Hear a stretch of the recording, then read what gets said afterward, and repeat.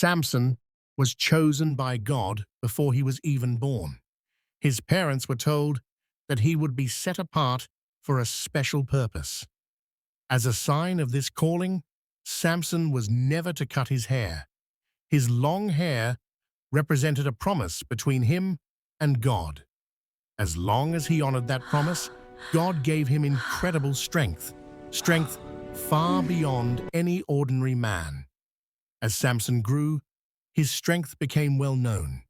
He could defeat enemies with ease, tear apart lions, and protect his people from those who wanted to harm them. But while Samson was physically strong, he struggled with discipline. He often followed his desires instead of God's direction, and this would eventually cost him greatly. Samson fell in love with a woman named Delilah. She lived among the Philistines, the enemies of Samson's people. The Philistine rulers went to Delilah and offered her a large reward if she could discover the secret of Samson's strength. Delilah agreed. She began asking Samson questions, pressing him again and again to tell her where his strength came from. At first, Samson did not tell her the truth. He gave false answers, and each time Delilah tested them. We have to talk about this. When nothing I don't happened, know if I can do she this. became upset You have to try. and accused him of not loving her. Day after day, Delilah wore Samson down. He became tired My of strength comes from resisting, God. tired If my of hair were saying cut, no, I'd be weak. and eventually I gave in. understand. Samson told her the truth, that his strength came from God, and that if his hair were ever cut, he would become weak like any other man. That night, as Samson slept, Delilah had his hair cut. When the Philistines came for him, Samson tried to fight as he always had, but this time his strength was gone. He did not realize that God's power had left him. The Philistines captured Samson, took his sight, and placed him in prison. The man who once defeated armies was now blind and powerless, grinding grain like a slave. It was a painful fall, caused not by a lack of strength, but by broken trust and ignored warnings. But the story does not end there.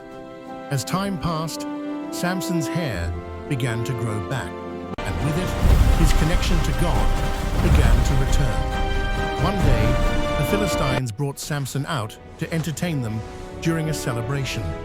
They gathered in a large temple filled with people. Blind and led by a servant, Samson stood between two massive pillars holding up the building. In that moment, Samson prayed, not for revenge, but for strength one last time. He asked God to remember him and restore his strength. God answered.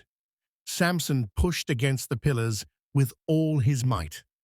The temple collapsed, and Samson defeated more enemies in his final moment than he had in his entire life. Samson's story reminds us that strength without wisdom can lead to destruction.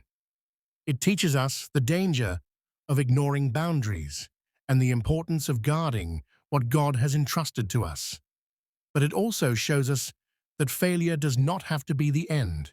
Even after poor choices, God's grace can meet us in our lowest moments. This story encourages us to reflect on our own lives. Where have we been careless with our calling? Where have we ignored warning signs? And most importantly, are we willing to turn back to God when we realize we've gone the wrong way? Samson's life proves that while our choices matter, God's mercy is always greater. Even in brokenness, redemption is possible. And even when we fall, our story is not over.